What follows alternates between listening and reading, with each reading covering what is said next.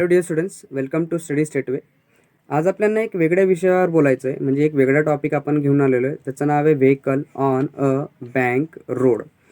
आता हे road bank करण्याचं कारण काय, किंवा एखादा रस्त्याला बँक काबर करायचं. बँक म्हणजे तुम्हाला अँगल ऑफ बँकिंग मी शिकवलं, किंवा मागचे लेक्चर्स आपले जे झाले त्यांच्यामध्ये तुम्हाला माहिती असेल की ज्यावेळेस आपण एखादा रस्ता, ठीक आहे, जर हा हॉरिझॉन्टल रोड असेल असा, ठीक आहे, आणि या हॉरिझॉन्टल रोडवरती ज्यावेळेस हे व्हेकल असं सरळ चालतं तर तो आहे अनबँक्ड हॉरिझॉन्टल व्हर्टिकल सरफेस. म्हणजे व्हेकल कसं चालतं, हॉरिझॉन्टल सर्क्युलर मोशन करेल करेल ह्या ठिकाणी. पण मी काय करतोय की मी ज्या टॉपिकची गोष्ट करतोय, ठीक आहे, त्या टॉपिकमध्ये जो रस्ता आहे हा हॉरिझॉन्टल रस्ता, याच्यामध्ये काय करायचं, एक थोडासा रस्ता बँक करून घ्यायचा, अँगल थिटावर घेऊन जायचा.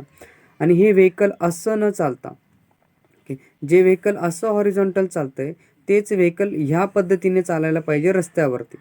आता हे करण्याचं मेन रिझन काय, तर ते मी तुम्हाला सांगतो. की सगळ्यात पहिले बघा, की जर मी फ्रिक्शनची गोष्ट केली, कारण फ्रिक्शन दोन गोष्टीमध्ये येतं माझं. एक म्हणजे that is friction between road and tyre. ठीक आहे, फ्रिक्शन बिटवीन रोड अँड टायरची गोष्ट करतो मी. तर friction between road and tyre, मग friction between road and tyre म्हणजे कसं आहे, आपलं सेंट्रिपिटल फोर्सचं काम करतो, बरोबर. मग सेंट्रिपिटलचं जर काम करत असेल तर माझं मत हे आहे की जर रोड आणि टायर यांच्यामध्ये जर टायर खराब असतील तर गाडी स्किड करण्याचा प्रयत्न करेल, म्हणजे स्लिप होण्याचा प्रयत्न होईल इथे. ठीक आहे, एखाद वेळेस जो रस्ता आहे त्या रस्त्यावरती खडी वगैरे पडली असेल, ठीक आहे, माती वगैरे पडली असेल, सॉईल वगैरे पडली असेल, रस्ता खराब असेल, तर या केसमध्ये काय होऊ शकतं, दॅट इज वॉट, ॲक्सिडेंट होण्याचे मोस्ट ऑफ द चान्सेस राहतात. ठीक आहे, मग याच्यासाठी सोल्युशन काय, जसं मी म्हणतोय की जे फ्रिक्शन आहे हे युनिफॉर्म नाही राहणार. म्हणजे friction is not constant as the road surface is not uniform. कारण कुठे एखाद वेळेस रस्त्यावर दगड वगैरे पडले असतात, पूर्ण माती येऊन जाते, किंवा पावसाळा असेल तर पावसामध्ये पाणी पण येऊन जातं रस्त्यावरती, किंवा एखाद्या टँकर वगैरेमध्ये ऑइल पण रस्त्यावरती सांडलं जाऊ शकतं. तर अशा केसमध्ये गाडी मोस्ट ऑफ द स्लिप होण्याचा प्रयत्न होतो, किंवा मोस्ट ऑफ द केसमध्ये गाडी स्लिप होऊ शकते. म्हणजे फ्रिक्शन जे आहे, फ्रिक्शन ते कॉन्स्टंट राहू शकत नाही, किंवा असं म्हणू शकतो मी, फ्रिक्शन त्याच्यामध्ये राहणार नाही. कारण जर ऑइल पडलं असेल, पाणी पडलं असेल, तर मोस्ट ऑफ द गाड्या ज्या होतात त्या स्लिप होतात अशा केसमध्ये. मग फ्रिक्शनच संपून जातं ना, म्हणून स्लिप होतात ना. मग याच्यासाठी सोल्युशन काय आहे, तर याच्यासाठी एकच सोल्युशन आहे. जसं आपण म्हणतो की रस्त्याला काय करायचं, बँक करून घ्यायचं. बँक कसा करायचा, जसा हा तुमचा हॉरिझॉन्टल रस्ता आहे, तुम्हाला जर परत मी एकदा सांगतो, हा हॉरिझॉन्टल रस्ता आहे, ठीक आहे, आणि ह्याच हॉरिझॉन्टल रस्त्याला काय करायचं, ॲट अन अँगल काय करून घ्यायचा, थोडासा वरती वाढून घ्यायचा, असा तिरकस करून द्यायचा रस्त्याला. ठीक आहे, जे व्हेकल असं चाललेलं आहे, ठीक आहे, त्या व्हेकलला ह्या पद्धतीने चालवायचं. ठीक आहे, जसं तुम्हाला इथे डायग्राममध्ये दिसतं ह्या पद्धतीने हे चालेल व्हेकल.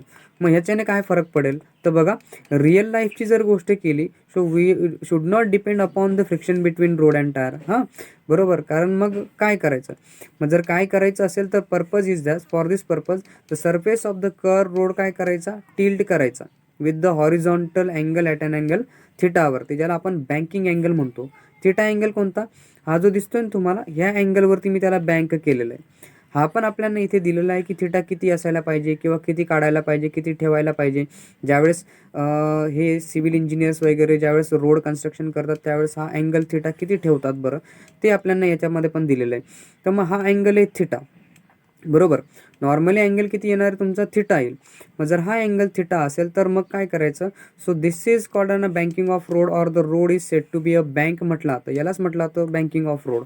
मग बघा, सगळ्यात पहिली गोष्ट काय येते की याच्यामध्ये दोन फोर्सेस ॲक्ट करतात. जसं मी प्रिव्हियसली पण तुम्हाला एका व्हिडिओमध्ये शिकवलेलं आहे, किंवा आपल्या ज्या पहिल्या हॉरिझॉन्टल सरफेसवरती जे व्हेकल चालायचं, जसं आपण म्हणतोय की आता हे व्हेकल आहे समजा, जे हॉरिझॉन्टल सरफेसवरती हॉरिझॉन्टल रोडवर चाललेलं आहे. तर हॉरिझॉन्टल रोडवर जर व्हेकल चालत असेल तर त्या केसमध्ये त्याच्यावरती जो नॉर्मल ॲक्ट तो आपला ऑलवेज परपेंडिक्युलर राहतो रस्त्याला, बरोबर. नॉर्मल जर परपेंडिक्युलर असेल तर त्याच्यानंतर आपला येतो हा, ठीक आहे, वेट, त्याचं गाडीचं वजन जे सेंट्रिपिटलचं काम करतं. आणि तिसरं म्हणजे friction between road and tyre. आणि चौथं जो आपण म्हणतो इकडे जाणारा, याच्या एक्झॅक्टली अपोजिट जो येतो, ठीक आहे, तो आपला, बरोबर, सेंट्रिफ्युगल फोर्स, बरोबर. मग याच्यामध्ये बघा तुम्हाला दिसेल हा नॉर्मल रिॲक्शन आहे, ठीक आहे. हा नॉर्मल रिॲक्शन आहे. नॉर्मल नंतर येतो हा तुमचा mg weight of the vehicle. हा आहे फ्रिक्शन बिटवीन फ्रिक्शनल फोर्स, बरोबर, म्यूएस इंटू नॉर्मल रिॲक्शन, बरोबर. आणि त्याच्यानंतर हा येतो तुमचा centrifugal force mr omega square, बरोबर. मग याच्यामध्ये काय गोष्ट होती आपली की नॉर्मल रिॲक्शन ही वजनाला बॅलन्स करते, ठीक आहे. आणि friction between road and tyre, ज्याला आपण सेंट्रीपिटल फोर्स पण म्हणतो, ठीक आहे, तो काय करतो, सेंट्रीफ्युगल फोर्सला बॅलन्स करतोय, ठीक आहे. हे ह्याच्यामध्ये व्हायचं. मग जर नॉर्मल रिॲक्शन जर जर परपेंडिक्युलर असेल रोडला, तर इथे पण ज्यावेळेस आपण थिटावर घेऊन जातो ना नॉर्मल रिॲक्शनला, ठीक आहे, तर त्यावेळेस पण काय व्हायला पाहिजे, ह्या रस्त्याला जो नॉर्मल रिॲक्शन आहे तो माझा कसा असायला पाहिजे, परपेंडिक्युलर असायला पाहिजे. तर रस्त्याला मी नॉर्मल रिॲक्शन परपेंडिक्युलर काढलेली आहे. जर मी रस्त्याला नॉर्मल रिॲक्शन परपेंडिक्युलर काढली ना, त्या केसमध्ये काय होऊन जातं की माझं जे वेट आहे ना, ते वेट असंच येतं ना व्हर्टिकली डाऊनवर्ड, ठीक आहे. हे वेट येतं व्हर्टिकली डाऊनवर्ड ह्या पद्धतीने, ठीक आहे. मग काय करावं लागतं की हा जो नॉर्मल रिॲक्शन आहे ना माझा, त्याला रिझॉल्व करावा लागतो, बरोबर. रिझॉल्व करण्याचं कारण काय बघा, एक रिझॉल्युशन असं आहे माझं की ज्या रिझॉल्युशनमध्ये एन कॉस थिटा हा जो जातो ना तुमचा ह्या पद्धतीने, हा एन कॉस थिटा एक जो mg वजनाला बॅलन्स करतो, आणि दुसरा जो एन साइन थिटा आहे ना, हा जो तुम्हाला दिसतोय, येस एन साइन थिटा, हा सेंट्रीपिटल फोर्सचं काम करतो इथे. कारण मी आता इथे काय घेणार आहे, I am keeping frictional force, बरोबर. मी इथे फ्रिक्शनल फोर्स नाही घेते, मी फ्रिक्शन फोर्सबद्दल बोलत नाही, कारण मी फ्युचरमध्ये फ्रिक्शनल फोर्स होती रोड अँड टायरमध्ये जे फ्रिक्शन येणार आहे त्याच्यावरती डिपेंड नाही करत. म्हणून फ्रिक्शन फोर्समध्ये इथे काय करतात, हा जो एन साइन थिटा दिसतोय तुम्हाला, ठीक आहे, हा जो एन साइन थिटा आहे, हा एन साइन थिटा सेंट्रिपिटलचं काम करतो. म्हणजे आपल्या हॉरिझॉन्टल रोडमध्ये जो फ्रिक्शनल फोर्स असायचा ना, हॉरिझॉन्टल रोड जो होता ना, त्याच्यामध्ये फ्रिक्शनल फोर्स काय करायचा, सेंट्रिपिटल फोर्सचं काम करायचा. आता इथे जो सेंट्रिपिटल फोर्स असेल तो एन साइन थिटा असेल. नीट समजून घ्या, हा परत एकदा सांगतो काय गोष्ट झालेली आहे. मी काय बोललोय की frictional force is not constant as the road surface is not constant. म्हणजे ह्या डेरिवेशनमध्ये, ह्या इक्वेशनमध्ये, ह्या व्हिडिओमध्ये मी इथे फ्रिक्शनल फोर्सची गोष्ट करणारच नाही आहे. मग फ्रिक्शनल फोर्सची जागा कोण घेईल सर, तर फ्रिक्शनल फोर्सची जागा घेतो एन साइन थिटा. इथे फ्रिक्शनल फोर्स नाही बोलणार मी. आणि मग एन साइन थिटा काय असेल सर, तर एन साइन थिटा असेल सेंट्रीपिटल फोर्स. मग बॅलन्स कोणाला करेल सर, तो सेंट्रीफ्युगल फोर्सला बॅलन्स करेल. नीट समजून घ्या, ठीक आहे. मग मी रिअल लाईफमध्ये फ्रिक्शनल फोर्सवरती डिपेंड करत नाही आहे. मग याच्यावरती मी काय करणार आहे, या एन साइन थिटाला जो नॉर्मल रिॲक्शन आहे त्याला मी काय करून घेईल, रिझॉल्व करून घेईल. मग बघा, बँकिंग ऑफ रोडमध्ये सगळ्यात पहिली गोष्ट जसं मी म्हणतोय, mg वेट आहे व्हर्टिकली डाऊनवर्ड ॲक्ट करतोय, एन नॉर्मल रिॲक्शन आहे perpendicular to the surface of the road आहे, ठीक आहे, perpendicular to the surface of the road. इथे जी नॉर्मल रिॲक्शन आपली कशी आहे, ती परपेंडिक्युलर आहे. मग बघा, we have to resolve the normal reaction, जसं एनला मी रिझॉल्व करतोय along the vertical and the horizontal. मी कसं व्हर्टिकल आणि हॉरिझॉन्टल त्याला काय करून ठेवलेलं आहे, रिझॉल्व करून ठेवलेलं आहे, जे तुम्हाला इथे दिसेल, ठीक आहे, एन साइन थिटा आणि एन कॉस थिटामध्ये. मग हे दोघं काम करतील एकाच सोबत. मग नॉर्मल रिॲक्शन दोघांना बॅलन्स करतंय. नीट बघा हां, तिथे जे फ्रिक्शनल फोर्स असायचं ना, ते फ्रिक्शनल फोर्स एफ एस, ते सेंट्रीपिटल फोर्सचं काम करायचं, ठीक आहे. आणि जो नॉर्मल रिॲक्शन होता ना, तो वजनाला बॅलन्स करायचा. म्हणजे फ्रिक्शनल फोर्स सेंट्रीपिटलचं काम करायचं आणि सेंट्रीफ्युगल फोर्सला बॅलन्स करायचा. आणि तिथेच जो नॉर्मल रिॲक्शन असायचा, जसं मी तुम्हाला डायग्राम पण काढून दाखवली होती, for this purpose I am trying to draw here something is again. इथे friction between road and tyre जे असायचं बघा बरं, there is what horizontal road आहे, आणि या हॉरिझॉन्टल रोडसोबत जर मी कन्सेप्ट क्लिअर केली तुम्हाला, तर इथे जे friction between road and tyre ना एफ एस, ठीक आहे, हे सेंट्रीपिटल फोर्सचं काम करायचं, सेंट्रीफ्युगल फोर्सला बॅलन्स करायचं. आणि याच्यामध्ये असणारा हा नॉर्मल रिॲक्शन परपेंडिक्युलर असायचा. आणि नॉर्मल रिॲक्शन काय करायचा, that is N is equals to, ठीक आहे, mg आपण लिहायचो त्याला. नॉर्मल रिॲक्शन काय करायचा, वजनाला बॅलन्स करायचा, वेटला बॅलन्स करायचा, ठीक आहे. पण इथे तसं नाही आहे. इथे काय झालं आहे, मी फ्रिक्शनल फोर्सच नाही म्हणतोय, ठीक आहे, माझं डेरिवेशनच म्हणते की फ्रिक्शनल फोर्स घ्यायचा नाही आहे, कारण मी फ्रिक्शनवर डिपेंड राहणार नाही आहे. मग फ्रिक्शनवर डिपेंड राहणार नाही म्हणजे मग इथे फक्त उरली नॉर्मल रिॲक्शन. मग नॉर्मल रिॲक्शन कशी होऊन जाईल, जर बँक करून घेतला तर बँक केला तर नॉर्मल रिॲक्शन थिटा अँगलवर चालली जाईल. मग थिटा अँगलवर गेली तर एन कॉस थिटा आणि एन साइन थिटा ह्या दोन गोष्टी उरतील, ठीक आहे. मग एक एन कॉस थिटा, जो नॉर्मल रिॲक्शनचा एन कॉस थिटा आहे, तो वजनाला बॅलन्स करेल, आणि जो सेंट्रीपिटल फोर्स आहे तो एन साइन थिटा होऊन जाईल.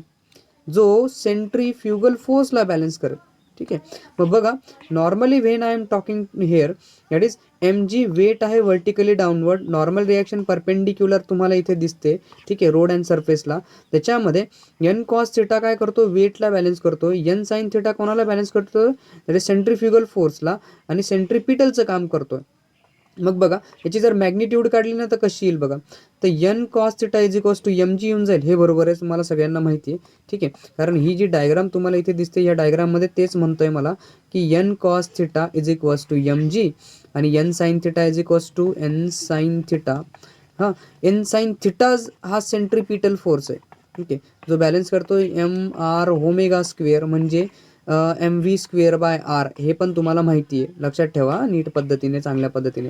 ठीक आहे, मग मी काय केलं आहे, एन कॉस थिटा म्हणजे एम जी आहे आणि एन साईन थिटा म्हणजे M R omega square M V square by R आहे. मग मी काय केलं, एन साईन थिटाला एन कॉस थिटाने डिवाइड करून घेतलं. इथे बघा बरं, N sine theta divided by N cos theta. याच्यामधून नॉर्मल रिॲक्शन कट होऊन जाते तुमची. ठीक आहे, आणि इथे M V square by R बघा बरं, M V square by R, M V square by R. ठीक आहे, जसं N sine theta upon N cos theta ना, तसा M V square by R upon M G येऊन जाईल. बरोबर, त्याच्यामध्ये एम जी कॅन्सल होऊन जाईल. ठीक आहे, हा डिवाइडचा डिवाइड मल्टिप्लाय होऊन जाईल म्हणजे M V square by R. ठीक आहे, आणि 1 अपॉन एम जी. ठीक आहे, मग ह्याच्यामध्ये काय कट होतं तुमचा, हा एम जी कट होऊन मास कट होऊन जातोय. मग उरला काय, V square upon R G, जो टॅन थिटा असेल. बरोबर, कारण का sine theta upon cos theta असतो tan theta is equals to V square upon R G. मग ह्याच्याने काय भेटतं सर आपल्याला, तर याच्याने आपल्याला मोस्ट सेफ स्पीड भेटतो. सेफ स्पीड म्हणजे माहिती का, की अशा रोडवरती, अशा रस्त्यावरती ह्याच स्पीडने चालावं लागेल. ह्यापेक्षा कमी बी नाही करायचा, ह्यापेक्षा जास्त बी नाही करायचा. पण व्हेकल जो चालवणार आहे तो ह्याच स्पीडने चालेल याची काहीच गॅरंटी राहत नाही. हे पण मी तुम्हाला सांगतो, नीट बघा. मोस्ट सेफ स्पीड कसा डिझाईन होतो तुमचा बघा. हां, इथे लिहिलेलं आहे तुमच्याकडे, this is nothing but that की V square tan theta is equals to V square upon R G. आहे की नाही. मग आर जी जो डिवाइडचा आहे तो मल्टिप्लाय करून देतो मी, म्हणजे R G tan theta is equals to V square. V square मग square root on both side करून टाका, दोघं साईडमध्ये स्क्वेअर रूट टाकून द्या, याच्यामध्ये पण याला बी स्क्वेअर रूट टाकून द्या. मग स्क्वेअर आणि रूट कॅन्सल होऊन जाईल. मग राहिला काय, that is under root of R G tan theta is equals to velocity. मग ही व्हेलॉसिटी काय, ही सेफ व्हेलॉसिटी आहे, ही मोस्ट सेफ स्पीड आहे. की ह्या स्पीडने जर गेले तर तुम्हाला काहीच होणार नाही. तुमच्या टायर जरी खराब असले, रस्ता जरी खराब असला, ठीक आहे, किंवा फ्रिक्शन जरी नाही असेल, म्हणजे फ्रिक्शन म्हणजे जास्तच नाही असं नाही म्हणत आहे मी, फ्रिक्शनल फोर्सवर मी नाही, म्हणजे फ्रिक्शनवरती डिपेंड जरी नाही राहिलो ना मी, म्हणजे फ्रिक्शनवरती मी डिपेंड राहणारच नाही आहे ह्या केसमध्ये. मग मी जर ह्या स्पीडने गेलो ना, मोस्ट सेफ स्पीड डिझाईन होते, या स्पीडने जर गेलो ना तर गाडीला काहीच होणार नाही. त्या बँक रोडवरून गाडी इझिली बाहेर, म्हणजे इझिली तिथून जो सर्क्युलर मोशन सारखी गोष्ट करणार आहे ते इझिली निघून जाईल. ठीक आहे, मग बँकिंग अँगल किती असायला पाहिजे सर, कारण काय आहे की हा जो अँगल आहे ना, हा थिटा पण डिझाईन करावा लागेल की नाही. एखादा जर सिव्हिल इंजिनियर असेल तर तो बँकिंग अँगल पण डिझाईन करेल. मग कसं डिझाईन करेल सर, तर बघा की व्हाईल डिझायनिंग रोड डिझाईन करताना आपल्याला तो थिटा पण डिझाईन करावा लागतो, जो इथे लिहिलेला आहे इथे बघा. ठीक आहे, दॅट इज व्हॉट, हा थिटा. एखादा सिव्हिल इंजिनियर असेल ना, त्याला ह्या थिटाची गरज पडेल. मग आपण काय लिहिलं बघा, आपण लिहिलं tan theta is equals to V square upon R G ना, बरोबर आहे. मग टॅनचा हा थिटा लिहिला, बरोबर. टॅनची इनवर्स म्हणजे 1 upon tan theta, 1 upon tan is equals to V square upon R G. 1 upon tan म्हणजे tan inverse of V square upon R G, most safe स्पीडला, मोस्ट सेफ स्पीडला theta is equals to tan inverse of V square upon R G. हा जर मी घेतला तर तुम्हाला इथे लिहिलेला दिसेल माझा. ठीक आहे, theta is equals to tan inverse of V square upon R G जर घेतला तर मला बँकिंग अँगल डिझाईन करता येईल. पण मग स्पीड लिमिटची गोष्ट येते, जो सीचाच कन्सेप्ट आहे. इथे स्पीड लिमिट पण डिझाईन करावं लागेल ना, की कितीचा मिनिमम स्पीड असायला पाहिजे आणि किती मॅक्झिमम स्पीड असायला पाहिजे. For if the vehicle is running exactly at the speed, म्हणजे सेफ स्पीडला. ठीक आहे, जर सेफ स्पीडला द फोर्स ॲज अबो, म्हणजे जर ह्या स्पीडला गेले ना तर फोर्सेस कसे राहतील तुमचे, हे जे फोर्सेस आपण लिहिलेले आहेत ना, M G, normal reaction, N cos theta, N sine theta, ठीक आहे, हे जे फोर्सेस तुम्हाला दिसत आहेत ना, this forces all the forces, ठीक आहे. म्हणजे मग जर व्हेकल हे एक्झॅक्ट ह्या स्पीडला चालतंय तर काहीच प्रॉब्लेम येणार नाही आहे. आणि जे फोर्सेस असतील ते त्या पद्धतीने असतील, N cos theta, N sine theta, ठीक आहे. तुमचा असेल that is what M G जो आहे, नॉर्मल रिॲक्शन आहे. तर ह्या पद्धतीने हे फोर्सेस काम करतील. इथे फ्रिक्शनची तुम्हाला दिसणार नाही, इथे फ्रिक्शन तुम्हाला दिसणार नाही. पण अशी गोष्ट येते, इन प्रॅक्टिसची जर गोष्ट केली तर vehicle never travel exactly with the same speed. कारण ह्याच स्पीडने ते चालत नाही, ह्या सेम स्पीडने ते चालत नाही. मग काय होतं, for speed other than this, म्हणजे ह्यापेक्षा जर कमी जास्त झाला तर मग काय करावं लागेल, that is the component of the forces of the static friction between road and tyre help us up to a certain limit. म्हणजे काही वेळपर्यंत फ्रिक्शनल फोर्स मला तिथे मदत करेल, आणि काही वेळपर्यंत जर फ्रिक्शन सुटूनच गेलं तर गाडी स्लिप होऊन जाईल, स्कीड होऊन जाईल आणि ॲक्सिडेंट होण्याची शक्यता असते. म्हणून याच्यासाठी मला काय करावं लागतं, स्पीड डिझाईन करावं लागतं, म्हणजे स्पीड लिमिट डिसाईड करावं लागतं, स्पीड लिमिट डिझाईन करावं लागतं. मग त्याच्यामध्ये स्पीड लिमिट असतो, व्ही मिनिमम किती स्पीड पाहिजे आणि व्ही मॅक्झिमम किती स्पीड पाहिजे हे मी इथे डिझाईन करतो, ठीक आहे. याच्यासाठी एक स्पेशल डेरिव्हेशन थोडं मोठं आहे, ते आपण नेक्स्ट लेक्चरमध्ये घेऊ. जर हे लेक्चर समजलं असेल so please like, share and subscribe. जर नसेल आवडलं लेक्चर तर डिसलाईक करा, but tell why you don't like this lectures, ठीक आहे. So thank you for watching this video.